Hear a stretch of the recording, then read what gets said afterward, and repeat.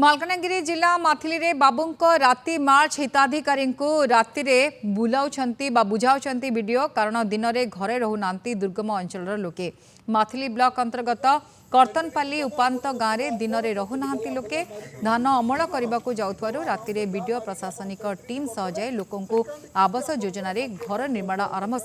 शेष करने को परामर्श देउछंती।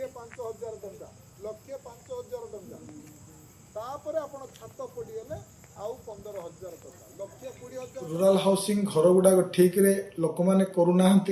टंका नहीं जारी से अलग कम लगे दौरान